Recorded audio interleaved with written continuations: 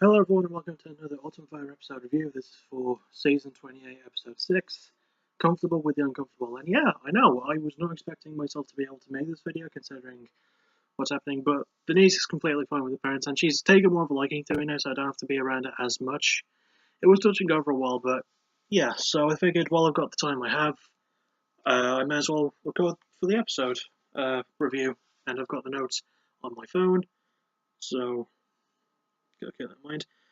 First things we're going to talk about is the fighters themselves, which are Leah Letson from Team Whittaker and Malecki from Team Gastelum. And bizarrely, we start with Leah, and we like the narrator before the show actually started. He pointed out how Leah was having a doubt about being on Team Whittaker because none of the other fighters spoke English except for her, and they didn't take their training seriously. But when it came to training her for this fight against Bea, they put all of their focus on Leah. And she completely changed her mind, and I was like, yeah, no, that's actually a really good thought process for it. Because Robert Whittaker, they'll train the other fighters as much as they can, but, for the main fighter, they'll put more focus on them. And because there was 5 fights before this, Leia being the 6th fight overall in the season, being one of the 6th fight overall, if you include Bea, it was quite interesting how the thought process changed, and it didn't seem... I feel like if it was handled worse, it could have come off as kind of hypocritical, but no, she handled it really, really well. It was just a really good thought process, and I had nothing against it. I thought it was a really, really smart idea for that to happen, and we'll talk about the video packages as well. For Leia first, then we'll talk more about Bea. So Leia, and those other names, Leia and Bea, it's confusing. So Leia, we find out, was in the Air Force, and sorry about that, I thought I heard something. So yeah, Leia is... I forget where she is. I think she's in Florida. I don't really know. Or Ohio. Anyway, she lives somewhere... Oh, Milwaukee. That's where she is, Milwaukee. And she's somewhere where there's a high level of violence. She kind of lives in a ghetto, and she used to be in the Air Force, and she doesn't really make a lot of money from what she does, which does kind of suck. But at the same time, she's kind of an adrenaline junkie. She likes motocross and firing guns and things like that. So, good for her. And Bea Malecki grew up in Sweden, doesn't have a boyfriend, has a nice family at home. She has parents and brother, and she actually grows her own produce. And I honestly thought that that you couldn't get more Swedish than that, but then you find out that the gym she goes to, she trains with Alexander Gustafsson and the Tamer brothers and Ilia Latifi, 4 other Swedish fighters in the UFC who are all really good at what they do. So yeah, that's a really good training camp to come out of. I think it's called the All-Star Camp in Sweden. So kudos to Bea. So, And for Bear's training, it was kind of the opposite of Leia's. Leia is more of an all-round fighter, but she's better at wrestling.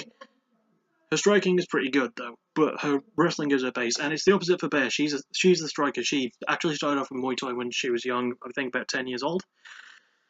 And her mother didn't want her to start, but she did anyway. And she's got a really good striking game. She's the taller fighter, and even though Leia is 5'6", she's got a 71.5-inch reach, which is not bad for someone that short. So that was really, really good. That's a good thing to have in mind. And also for Bear's training, they brought in Uriah Hall, who was the guy who fought Kelvin Gastelum at the finale of this season of the Ultimate Fighter Season 17. And even though Gastelum won that one, they are still really, really good friends. And it was nice to see Uriah Hall brought in and dispersing his own wisdom. And that's kind of been a running theme for Team Gastelum. They've brought in a few special guest coaches to help. Like last week, they had John Walker. I'm pretty sure they had someone... Oh yeah, the week before that, they had Kelvin Straudens that he grew up with, and when they gave him the black belt in that episode. So yeah, that was pretty cool. Talking briefly again about the Leia Letson thing, how she changed her mind. Robert Whittaker even said, in the backstage thing, not in the black room, just when there was the UFC gym octagon thing behind him. He said that it was Leia's chance to be in the spotlight now because it was her fight, and he said the same thing for the previous fighters, but in this episode, if you get what I mean. So yeah, that was cool. Then we move on to a moment in the house, and it's one of the only real moments in the house that I can think of. So what happened was, Bear was talking with Macy and Panny about how she gets looked at as just being a pretty face, and she proves that that's not the case. And it was a nice exchange between the three women, especially considering that Bear just likes to get her makeup done. You know, she likes to get her hair done. She likes to spramp, to quote Jack McFarlane. Just Jack. So yeah, she likes to make herself look pretty, and there's nothing wrong with that. And you know, there was a nice conversation between her and Macy and Penny about it. And then actually on the day of the fight, Leia and Bay were getting makeovers together, and they were getting their hair done and everything. And there was actually quite a funny moment in that where, because of the way Bay's hair was done, she said it made her look like her grandmother. And when she and Leia did like their own little stare down with like their hair tied back and like caps on them to keep them down, when they did their stare down, Bay pulled up her sweatpants so they were just under her chest, and she looked like 20 years older just from that, and it was really really funny. So I quite enjoyed that, and yeah, that was on the day of the fight as well, and the fight itself was probably my new fight of the season. It was amazing. Leia and Bea had just a fantastic brawl. There was no area of the fight that they went to that didn't involve striking somehow. Like, it was just so fast paced as well. It started with them touching gloves and then just throwing strikes at each other. You know, the main story of round one was Leia getting Bea to the cage. After the first initial exchange, Leia had Bea on the cage. That gets more and more fun to say, by the way.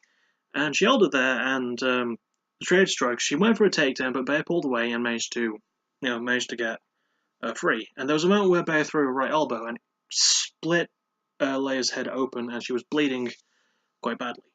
And that was most of the story in round one. Like, Leia did try again. She actually did get a takedown at some point in round one, but once again, there was no moment where strikes weren't being thrown by both people. And it was still an exciting fight. I do give round ones more narrowly to Leia. Round two was definitely a lot more her round. Like, it was another close one, but it was much more clear that Leia won round two.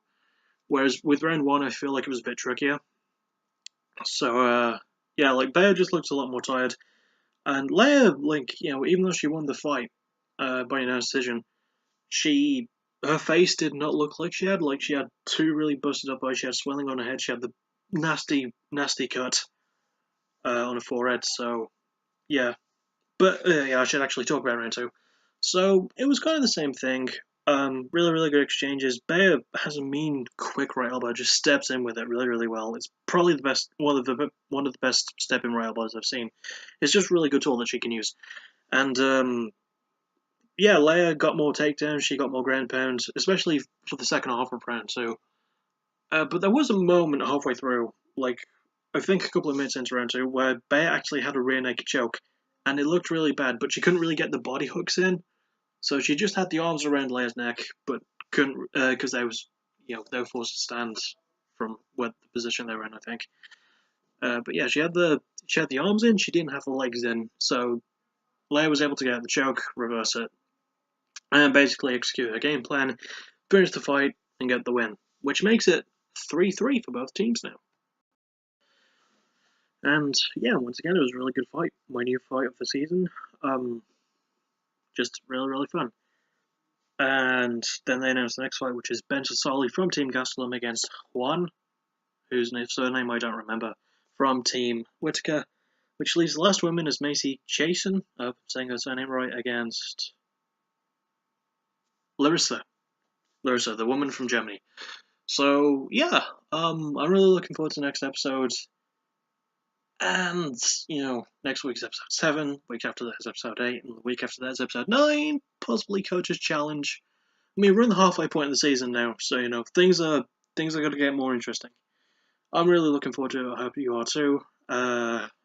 Next video. I'm pretty sure there's a UFC on this weekend. If I can find the fight of the night, I will review it. If I can't, then I won't. You know how it works by now. I don't really have a lot else to say. That isn't rambling, so I'll just end it here. Yeah. Thank you for listening. You're awesome. Bye bye.